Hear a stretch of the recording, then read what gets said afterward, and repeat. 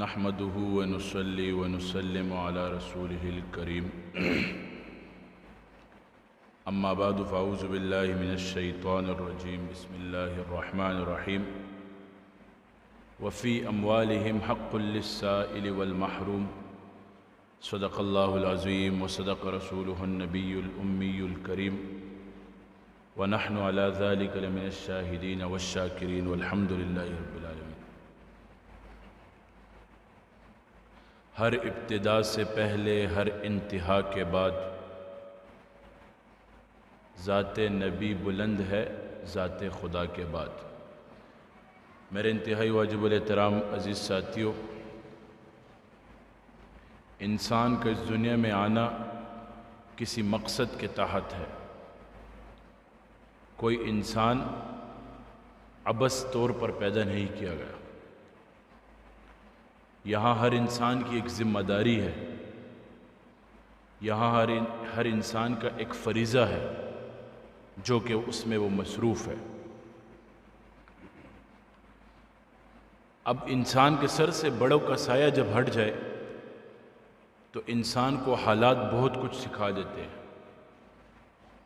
ایک اس کے سر پر بڑا نہ ہو، دوسرا جب وہ غربت کا مارا ہوا ہو۔ مالداری میں سب واہ واہ کرتے ہیں، پیسہ جب ہو سب اٹھتے ہیں بیٹھتے ہیں، وہ انگلش کا لفظ سٹ اسٹینڈ کرتے ہیں، لیکن جب پیسہ نہ ہو تو انسان کو کوئی نہیں پوچھتا۔ ہمارے سرکاری عہدوں والوں کو دیکھ لیا جائے، مثلاً گورنر کو دیکھ لیا جائے، وزیر اعلیٰ کو دیکھ لیا جائے، ایون وزیر اعظم کو دیکھ لیا جائے، جب تک وہ سیٹ پر ہوتا ہے تو دنیا اس کے لیے اٹھتی بیٹھتی ہے، لیکن جس دن وہ عہدے سے ہٹ جاتا ہے، اس کی مدت پوری ہو جاتی ہے تو اس کو کوئی گھاس بھی نہیں ڈالتا۔ اس کے نام کے ساتھ ایک لفظ لکھا جاتا ہے ایکس چیف منسٹر، سابقہ یعنی گزرا ہوا۔ تو آج انسان کی ویلیو جو ہے وہ پیسے پہ بن چکی ہے۔ انسان حالات کا جب شکار ہوتا ہے نا تو اس کو بہت کچھ حالات سکھا دیتے ہیں۔ دیکھیں، میری بات کا مقصد آج یہ ہے، میں نے آیات آپ لوگوں کے سامنے پیش کی، وفی اموالہم حق للسائل والمحروم۔ ہمارا جو مال ہے اس میں سائل جو ہیں مانگنے والے، ان کا حصہ کیا گیا ہے۔ ہمیں قرآن نے تلقین کی ہے کہ تمہارے پیسوں میں سے فقیروں کا حصہ ہے، اس میں ان کا حصہ نکالو، ان کا حصہ ہے اس مال میں۔ اب ہم پر یہ چیز لازم ہے کہ ہم اپنے سے نیچے کے لیول کے لوگوں کو کس طریقے سے مال دیتے ہیں، کس طریقے سے ان کے ساتھ تعاون کرتے ہیں، کس طریقے سے ان کے ساتھ ایک رحم والا معاملہ کرتے ہیں۔ اب سوچنا چاہیے، کیا سوچنا چاہیے؟ اس باتوں کو سوچنا چاہیے۔ وفی اموالہم حق للسائل والمحروم۔ انسان کو کمزور بنانے والی چیز اس کا اپنا نفس ہے۔ انسان کو کمزور بنانے والی چیز اس کی خواہشات ہے۔ انسان کو کمزور بنانے والی چیز اس کی نفس پرستی ہے، دوسری کوئی چیز نہیں ہے۔ ہمارا یہاں جمع ہونا اس مقاصد اور اس مقصد کے لیے کہ ہم اپنے نفس کو مار دیں۔ جو نفس، جو دل خواہشات کو مٹا کر اللہ کے راستوں پر چلنے والا بن گیا، اللہ کے احکامات کو ماننے والا بن گیا، نبی علیہ السلام کی زندگی کو فالو کرنے والا بن گیا، خدا کی قسم اٹھاتا ہوں یہ نفس ہمیں کبھی گناہ پہ مبنی گناہ نہیں کروا سکتا ہم پر۔ یہ دل ہمارے سے کبھی غلط کام نہیں کروا سکتا، یہ سوچ ہماری کبھی غلط نہیں ہو سکتی۔ لیکن اگر ہم نے اس نفس کو لایانیوں میں، عیاشیوں میں مصروف رکھا تو ہم کبھی کامیاب نہیں ہو سکتے. خسارے کی طرف چلتے رہیں گے، خسارے ہمارے قدم چومیں گے، ناکامیاں ہماری مقدر بنیں گی، ذلت ہمارے راہوں میں پڑی ہوگی. اگر اس نفس پر محنت کیا، اس پر ضربے لگائی، لا الہ الا اللہ، الا اللہ، اللہ اللہ، تو خدا کی قسم اٹھا کے کہتا ہوں یہ نفس جہنم سے نکال کر ہمیں جنت میں لے جانے والا بن جائے گا.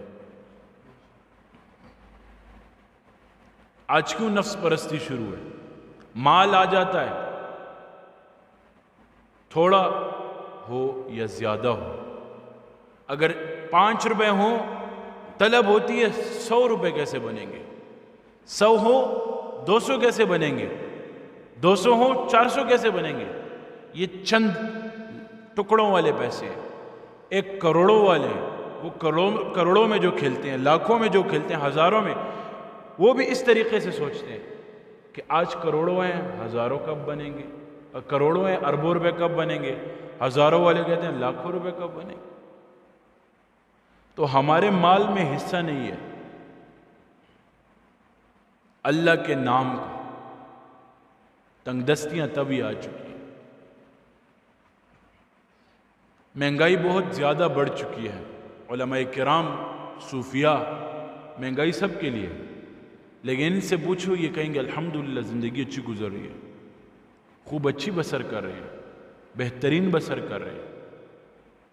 اس کی وجہ کیا ہے؟ یہ اللہ کے ساتھ ٹچ رہتے ہیں. ہم اللہ کے ساتھ ٹچ نہیں رہتے. جو بندہ غریب ہوتا ہے، جب وہ امیری پر جائے، مالدار ہو جائے، تو وہ غریبوں کے دردوں کو سمجھتا ہے. لیکن بسا اوقات ایک ایسا ہوتا ہے کہ اس کی دولت آ جائے وہ اپنی جان بھول جاتا ہے. لیکن بعض اکثر میں نے دیکھا ہے جو غربت سے مالدار ہوا ہو، وہ لوگوں کے دردوں کو بہت اچھے طریقے سے سمجھتا ہے. اور لیکن جس نے غربت نہ دیکھی ہو، والد کی طرف سے اس کو وراثت میں پیسہ ملا ہو، تو وہ کیا کرتا ہے آپ کو پتہ ہے؟ وہ عیاشیوں میں لگاتا ہے.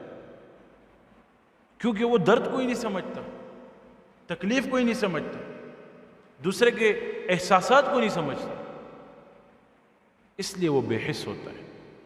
لیکن اگر اس کو ماحول دین کا دیا گیا ہو، اولاد کو دین کا تو وہ دوسروں کے احساسات کو، جذبات کو سمجھتے ہیں. ایسا شخص کبھی دوسرے کے احساس کو اور جذبات کو نہیں سمجھتا. نبی علیہ السلام نے، جب نبی علیہ السلام کا نام آیا کر صلی اللہ علیہ وسلم پڑھا کر، درود شریف لازم پڑھا کر. نبی علیہ السلام نے ہمیں بتایا ہے جانوروں کے ساتھ کیسا سلوک کرو، پڑوسیوں کے ساتھ کیسا سلوک کرو، یتیموں کے ساتھ کیسا کرو، غریبوں کے ساتھ کیسا کرو، درختوں کے ساتھ کیسا کرو، جنات کے ساتھ کیسا کرو، تاجروں کے ساتھ کیسا کرو. ساری زندگی کی روٹین بتائی. عورتوں کے ساتھ کیسا کرو، اپنے سے اونچے لیول والے کے ساتھ کیسا کرو، نچلے لیول کے ساتھ کیسا کرو، سب کچھ ہمیں بتایا. لیکن آج افسوس اس بات پر ہے کہ سب کچھ سنا ہے، پڑھا ہے، ایک چیز کی کمی ہے، عمل نہیں کیا. یتیموں کے سر پر دست شفقت انہوں نے کیسے رکھا؟ عید کے روز نبی علیہ السلام گھر سے نکلے، مسجد کی طرف جا رہے ہیں، رستے میں دیکھا چند بچے تیار ہیں، انہوں نے نئے کپڑے پہنے ہوئے ہیں، ایک بچہ بیچ میں تھا. نبی علیہ السلام کو فرمایا یا رسول اللہ صلی اللہ علیہ وسلم، میں یتیم مدینہ ہوں، میں مدینے کا یتیم ہوں، میرے سر پر کوئی ہاتھ رکھنے والا نہیں، مجھے کوئی نئے کپڑے دینے والا نہیں، مجھے کوئی پیسے دینے والا نہیں. واقعے کا مفہوم یہ ہے، مشہور روایت ہے. نبی علیہ السلام اس کو، بچے کو اٹھایا، اپنے گھر کی طرف لے گئے. جب گھر داخل ہوئے فرمایا اے عائشہ، تو حضرت عائشہ رضی اللہ تعالیٰ عنہ نے فرمایا لبیک یا رسول اللہ، حاضر ہوں یا رسول اللہ صلی اللہ علیہ وسلم. انہوں نے کہا، نبی علیہ السلام نے، آقا دو جہاں تھے، شفیع المذنبین تھے، رحمت للعالمین تھے، جس کے وسیلے سے دنیا بنی، جس کے وسیلے سے آخرت بنی. انہوں نے کہا عائشہ اس بچے کو نہلاؤ۔ اماں عائشہ امہات المؤمنین، اس نے اس بچے کو نہلایا۔ اس کو جب نہلایا اس کے سر پہ تیل لگایا، کنگھی کی، نبی علیہ السلام نے اپنی چادر مبارک کو اتاری، اس سے 2 حصے کی، اس سے ایک حصے اس کے جسم کو چھپایا، دوسرے حصہ یہاں پہ ڈالا۔ پھر جب اس بچے کو لے جانے لگے تو نبی علیہ السلام نے فرمایا بیٹا تم آج زمین پر نہیں چلو گے، میرے کندھوں پہ بیٹھو۔ کندھوں پر بٹھایا، مسجد کی طرف لے گئے، لے جانے لگے، گلی میں دوسرے بچوں نے دیکھا جو جانتے تھے نبی علیہ السلام کو، ان بچوں نے دلوں میں حسرت کی، اور جو لوگوں نے دیکھا انہوں نے بھی دل میں حسرت کی، کاش ہم بھی یتیم ہوتے کہ نبی علیہ السلام کے کندھے ہمیں نصیب ہوتے۔ جب وہ مسجد گئے بچہ نیچے بیٹھنے لگا، نبی علیہ السلام نے کہا نہیں بیٹا نیچے نہیں بیٹھنا، اوپر بیٹھو، محراب پر بیٹھو، ممبر و محراب پر میرے ساتھ بیٹھو۔ جب بیٹھے بچہ بیٹھا، نبی علیہ السلام بھی بیٹھے، تو فرمایا اس کے سر پہ ہاتھ رکھ کر جو شخص یتیم کے ساتھ حسن سلوک کرتا ہے، جو شخص یتیم کے ساتھ شفقت کا معاملہ کرتا ہے، اس کے سر پر جتنے بال ہیں اللہ تعالیٰ اس کے مطابق اس کو نیکیاں دے گا، اس کے نامہ اعمال میں اس کا اجر لکھ لیا جائے گا، ثواب لکھ لیا جائے گا۔ آج دل ان باتوں سے دور ہے، آج دل ان درد اور تکالیف سے دور ہے۔ ہمارے گھروں میں بہترین لذیذ کھانے بن رہے ہوتے ہیں، ہمارے گھروں میں بہترین خوشبوئیں اٹھ رہی ہوتی ہیں، لیکن ہم یہ نہیں دیکھتے کہ ہمارے پڑوسی پر کیا حال گزر رہا ہے۔ نبی علیہ السلام نے کیا فرمایا؟ میں ڈرتا ہوں کہ پڑوسی کہیں وراثت میں شامل نہ ہو جائے۔ اتنی تلقین کی ہے، پڑوسی کو تکلیف مت دو، پڑوسی کے دردوں کو سمجھو، پڑوسی کی تکالیف کو سمجھو۔ پڑوسی کسے کہتے ہیں؟ پڑوس، جو آپ کے پاس رہے، جو آپ کے آس رہے۔ آج ہمارے علاقوں میں کتنے یتیم ہیں، آج ہمارے علاقے میں کتنے لاچار ہیں، کتنے مجبور لوگ ہیں، لیکن ہم نے ان کے دردوں کو نہیں سمجھا۔ باتیں بہت کہتے ہیں، کھانا بن رہا ہے، پیالے میں، ہانڈی میں ایک پیالہ زیادہ ڈال لو نا، تھوڑا لمبا سالن ہوگا، تھوڑا مرغن نہیں ہوگا، تمہاری بھوک تو مٹے گی نا اس پر، تمہاری خوراک کا جو جسم میں جو خوراک کی کمی ہے وہ تو پوری ہوگی نا۔ لیکن دوسرے کے گھر میں چولہا نہیں جل رہا، اس کا وسیلہ تو بن جاؤ گے نا تم۔ لیکن یہ باتیں ہمیں محسوس نہیں ہوتی۔ میں نے پچھلے بیان میں ایک بات کہی، میرا پتہ نہیں کہاں بیان تھا ابھی پچھلے دنوں، میں نے کہا انسان کے اندر 2 فیلنگز ہیں، ایک اچھائی کی اور ایک برائی کی۔ جب انسان نیک ہوتا ہے، اس سے گناہ سرزد ہو جائے تو اس کو اندر کا انسان جھنجھوڑتا ہے، اندر کا انسان اس کو محسوس کرواتا ہے کہ تم سے تو گناہ ہو گئے۔ اور دوسری فیلنگ اس میں نیکیوں کی ہے، ثواب کی ہے، وہ نیکی کرتا ہے، اس کا دل باغ باغ ہوتا ہے۔ یہی مومن کی نشانی ہے۔ آج ہمارا اندر کا انسان مرا نہیں ہے، آج ہمارا اندر کا انسان سویا ہوا ہے، مرا نہیں ہے، کیونکہ کافروں کا مرا ہوتا ہے، مسلمانوں کا مرا نہیں ہوتا۔ تو ہمیں چاہیے اس انسان کو ہم جگائیں، نیک محافل میں جا کر، ذاکرین کے ساتھ بیٹھ کر، تصوف والے کے ساتھ بیٹھ کر، تبلیغ والوں کے ساتھ بیٹھ کر، اہل علم لوگوں کے ساتھ بیٹھ کر اس چیز کو جگائیں، تاکہ ہم نیکی کریں ہمیں پتہ چلے، تاکہ ہم گناہ کریں ہمیں پتہ چلے۔ آج نیکی کرتے ہیں فیلنگز نہیں آتی، آج گناہ کرتے ہیں فیلنگز نہیں آتی، صدقہ دیتے ہیں فیلنگز نہیں آتی، یتیم کے ساتھ شفقت والا ماحول کرتے ہیں فیلنگز نہیں آتی۔ کیوں نہیں آتی؟ دکھلاوے کے لیے کرتے ہیں، رعا کے لیے کرتے ہیں۔ لوگوں کے ساتھ ایسا سلوک کرو کہ جیسے تم اللہ سے گمان رکھتے ہو۔ دن رات ہم گناہوں میں لت پت رہتے ہیں، وہ کریم ذات ہے، وہ رحیم ذات ہے۔ ہمارے اوپر اللہ کے اتنے احسانات ہیں، اتنے احسانات ہیں، ہم گن نہیں سکتے۔ بالکل گن نہیں سکتے، گننا تو دور کی بات، سوچ نہیں سکتے کہ کتنے احسانات ہیں اللہ رب العزت کی ذات کے ہم پر۔ راتوں کو جب گناہ کرتے ہیں، پورا دن گناہ کرتے ہیں، صبح جو فرشتے رات کو ہمارے گناہ لے جاتے ہیں، صبح انہی کے ہاتھ ہمارا رزق بھیجا جاتا ہے، انہی کے ہاتھ ہمارا رزق بھیجا جاتا ہے۔ کتنے گناہگار ہیں ہم۔ رات کا ایک پہر آتا ہے، اس میں اللہ رب العزت فرماتے ہیں کوئی مانگنے والا ہے مجھ سے مانگے، سب کچھ دے کر پوچھتا ہے، لیکن ہماری غفلت کے ہم سوئے ہوتے ہیں۔ ہماری کمزوری کیا ہے؟ ہم سوئے ہوتے ہیں، ہم نیند کو قربان نہیں کر سکتے اللہ کے لیے۔ آج میرا موضوع صدقے پر رہے گا۔ میں اکثر اوقات ہر جگہ صدقے کی بات کروں۔ حدیث شریف میں الصدقۃ رد البلا، صدقہ بلاؤں کو کھا جاتا ہے، لیکن مولوی ایسے ہیں کہ بلاؤں کو بھی کھاتے ہیں، صدقوں کو بھی کھاتے ہیں، اس لیے کہتے ہیں تمہارے صدقے ان تک پہنچیں گے۔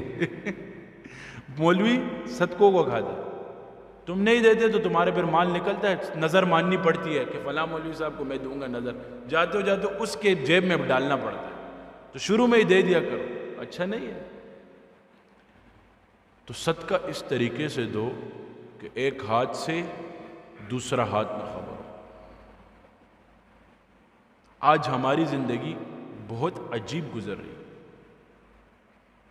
یتیم کے ساتھ نبی علیہ السلام نے کون سا شفقت والا ماحول بنایا، ہمیں بتایا، یہ ہمارے لیے کیا، ہمیں درس دیا۔ ہمارے لیڈر رسول اللہ صلی اللہ علیہ وسلم، ہمارے ٹائٹل رسول اللہ صلی اللہ علیہ وسلم ہے۔ کوئی سنگر، کوئی بڑی چیز، کوئی لیڈر عمران خان وغیرہ، یہ کوئی لیڈر نہیں، یہ کیا لیڈر ہے؟ کل عزت دار تھے، آج بے عزت ہیں۔ میری بات یاد رکھیں، اللہ نے دین میں اتنی عزت رکھی ہے جس کی کوئی حد نہیں۔ نبی علیہ السلام کا دور تھا، ابو بکر نے ساتھ دیا، عمر نے ساتھ دیا، عثمان نے ساتھ دیا، علی نے ساتھ دیا، صحابہ نے ساتھ دیا، تابعین نے ساتھ دیا، تبع تابعین نے ساتھ دیا، ہمارے بزرگوں نے ساتھ دیا دین کا، صحابہ نے نبی کا ساتھ دیا۔ آج ہم اپنے بچوں پر فخر سے انبیاء اور صحابہ کے نام رکھتے ہیں، لیکن اس زمانے میں ابو جہل بھی گزرا ہے، ان کے زمانے میں منافقین بھی گزرے ہیں، ان کے زمانے میں بڑے بڑے نامور لوگ گزرے ہیں، تاجر گزرے ہیں، لیکن ان کی دین کے ساتھ وابستگی نہیں تھی۔ آج ان کے نام و نشان مٹ گئے ہیں، لیکن ہماری اولاد پہ ہم صحابہ کے نام، نبی کے نام لازم رکھتے ہیں۔ دین میں اتنی برکت ہے، دین میں اتنی عزت ہے۔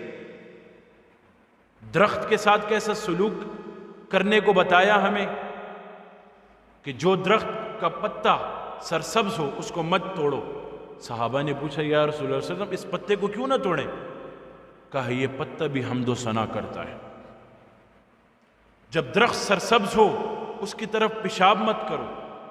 کہا یا رسول اللہ صلی اللہ علیہ وسلم کیوں پیشاب نہ کرے؟ وجہ پوچھی، کہا اس لیے مت کرو جب سورج غروب ہوتا ہے یا طلوع ہوتا ہے اس وقت آپ دیکھیں کہ یہ درخت جو ہوتا ہے اس کا سایہ کبھی تھوڑا ہوتا ہے کبھی زیادہ ہوتا ہے، تو نبی علیہ السلام نے فرمایا کہ یہ درخت بھی اللہ کی عبادت کرتا ہے، سجدہ کرتا ہے۔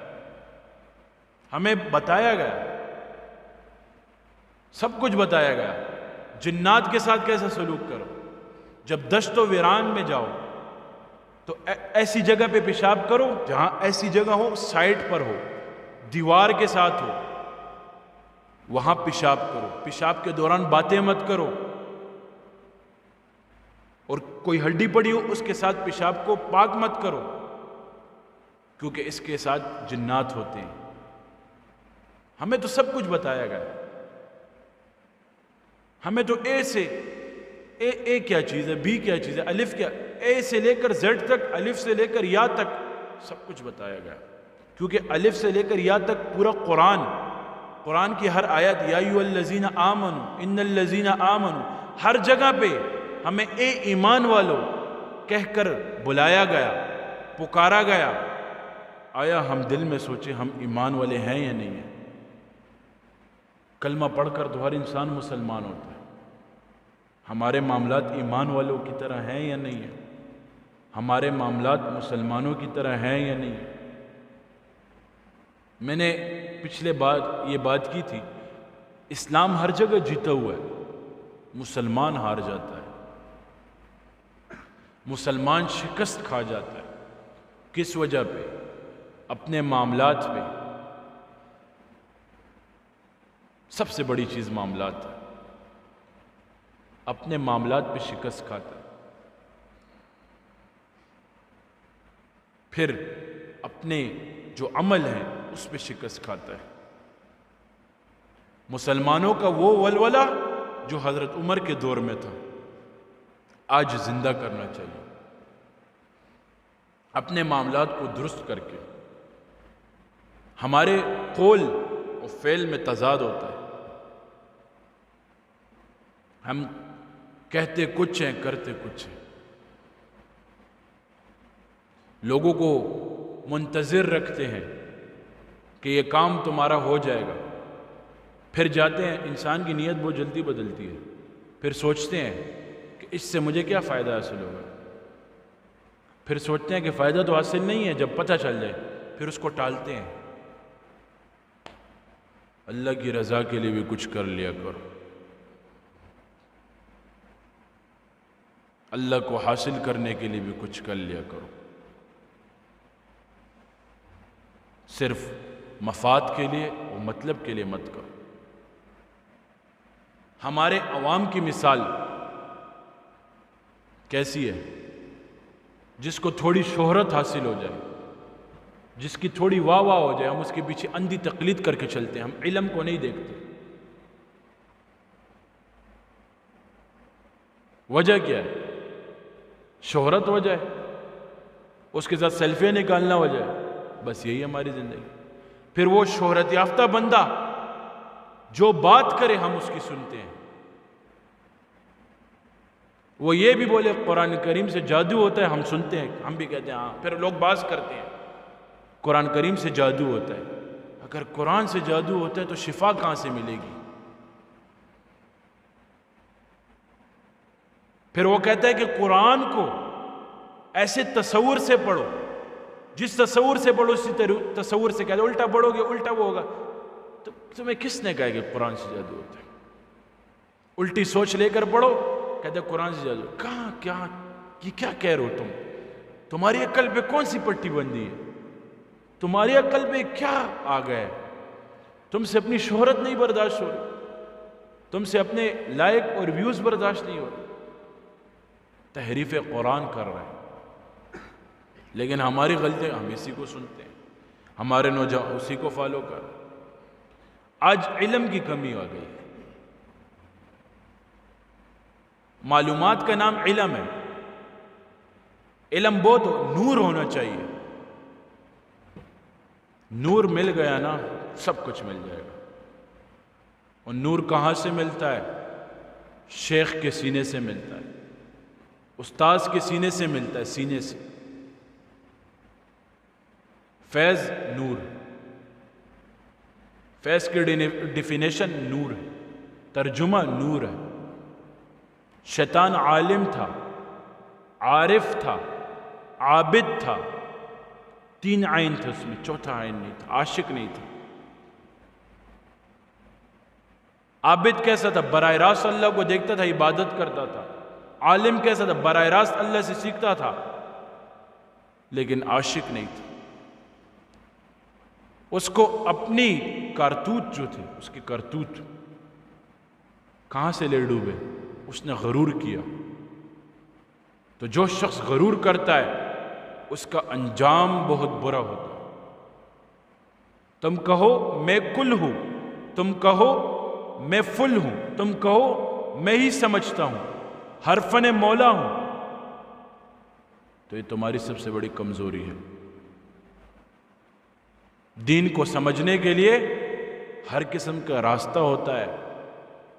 کتاب سیکھنے کے لیے مولانا صاحب کے پاس جاؤ گے، فتویٰ سیکھنے کے لیے مفتی صاحب کے پاس جاؤ گے، تصوف سیکھنے کے لیے صوفیاء کے پاس جاؤ گے۔ یہ تو نہیں کہ ایک شعبے کا انکار کرو اور ہر شعبے کو تسلیم کرو، اور ایک شعبے کو مانو ہر شعبے کو ناحق مانو۔ یہ سب سے بڑی جہالت ہے، سب سے بڑا خسارہ اسی چیزوں میں ہے۔ قرآن سے انکار، سویڈن میں قرآن کی بے حرمتی ہو رہی ہے، ہم اٹھتے ہیں، ہمارے مسلمانوں کے غیرت اور جذبہ اٹھتا ہے، ولولہ اٹھتا ہے ہمارے اندر، رگوں میں خون دوڑتا ہے کہ قرآن کی بے حرمتی کیوں کی گئی؟ سویڈن کے سفیر کو ملک بدر کرو۔ ہم یہ کہتے ہیں، ایک طرف ہمارا عالم قرآن کی توہین کرتا ہے، ہم اس کو سمجھتے ہی نہیں ہیں۔ وہ ظاہری کر رہا ہے اور یہ الفاظوں میں کر رہا ہے، وہ ظاہری کر رہا ہے، یہ کردار سے کر رہا ہے۔ اگر اس کی عقل پہ پٹی بندھی ہوئی ہے، میری اور تمہاری عقل پہ تو پٹی نہیں بندھی ہوئی نا۔ بے شک تم شخصیت کا انکار کرو، تم ہمارا انکار کرو، ہم یہ چیز سہ لیں گے، لیکن قرآن کی بے حرمتی ہم کیسے سہ سکتے ہیں؟ تو تم سے درخواست کرتا ہوں آج اس مجلس کے توسط سے کہ آپ اپنی باتوں کو واپس لو اور اس باتوں سے اعتراف کرو، اور جو کیا ہے اس پہ اللہ سے توبہ استغفار کرو اور معافی مانگو۔ میرے بھائیو دوستو، صدقہ جو ہے انسان کو جہنم سے نکال کر جنت والا بنا دیتا ہے۔ آپ نے ایک جگہ صدقہ دیا ہوا ہے، کسی کے ساتھ تعاون کیا ہوا ہے اللہ کی رضا کے لیے، کل قیامت کا دن ہوگا، آپ خبر بھی نہیں ہوں گے، بے خبر ہوں گے، کیونکہ ادھر یا ربی نفسی نفسی والا عالم ہوگا۔ تو آپ کو یہ صدقہ بتا دیا جائے گا، آپ کہیں گے میں نے کب دیا؟ لیکن آپ نے تو دیا ہے نا، اللہ سے کیا چھپا ہوا ہے؟ علیم بذات صدور ذات، وہ کہے گا تم نے صدقہ دیا ہے، تمہیں اس صدقے کی وجہ سے جنت میں لے جایا جائے گا۔ بیڑا پار کرنا ہے، لوگوں کے ساتھ تعاون کرو۔ اپنا بیڑا پار کرنا ہے، خوشیوں والی زندگی کے ایک راز ہے، خود خوش رہو، دوسروں کو خوشی دو۔ خود خفا ہو، دوسرے کو خفا مت کرنا۔ تم پہ حالات گزرے ہیں، دوسرے کو ان حالات کے ساتھ جوڑے مت رکھنا۔ تم سمجھتے ہو کہ تمہارے ہاتھ پیر سے، تمہارے زبان سے، تمہاری ایک کال سے کسی کا گھر بستا ہے، کسی کا مسئلہ حل ہوتا ہے، جلد از جلد کر لیا کرو، اس کو انتظار مت کروایا کرو، تو اللہ تبارک و تعالیٰ آپ کے تمام مسائل حل کرے گا، تمام پریشانیاں ختم کرے گا، تمام مشکلات کو ختم کرے گا۔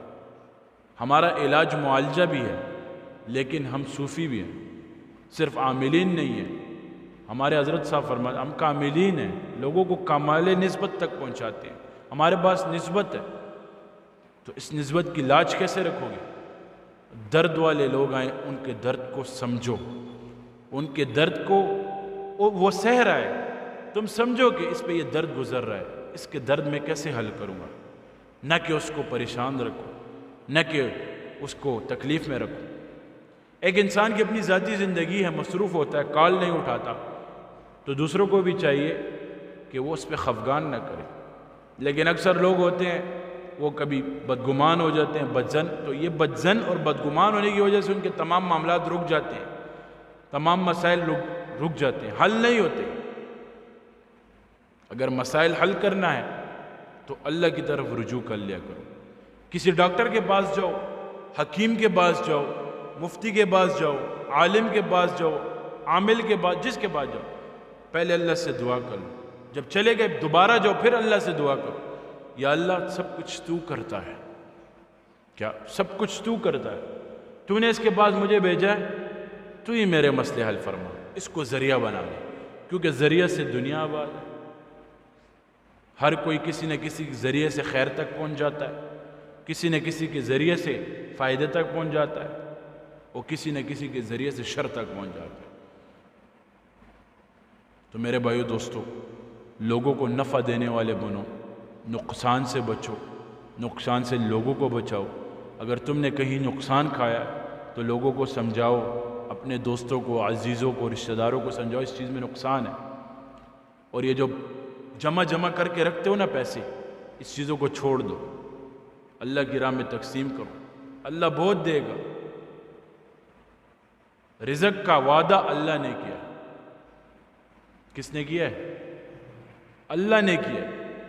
پرندوں سے سیکھو، ان کا گھونسلہ ٹوٹ جاتا ہے لیکن صبح اللہ سے گلہ نہیں کرتے، پھر حمد و ثنا کر کے نکلتے ہیں، خالی پیٹ نکلتے ہیں، بھرے پیٹ شام کو واپس آتے ہیں۔ ہم سے تو پرندے بھی اچھے ہیں کہ اللہ کو تو یاد کرتے ہیں، ہم تو راحت میں اللہ کو بھول جاتے ہیں، اور جب تکلیف آتی ہے اللہ کو یاد کرتے ہیں۔ اللہ سے مانگو، بہت مانگو، دنیا مانگتے ہو، جو بھی مانگتے ہو اللہ سے مانگو، اللہ سے مانگی ہوئی دنیا بری نہیں ہوتی۔ اللہ پاک ان باتوں پر عمل کرنے کی توفیق نصیب فرمائے۔ وآخر دعوانا ان الحمدللہ رب العالمین۔ جزاک اللہ عزت ورکڑ تصوف کی لاسانی پیر عثمان حنفی زمونگا، پیر عثمان حنفی ہو، پیر عثمان حنفی زمونگا۔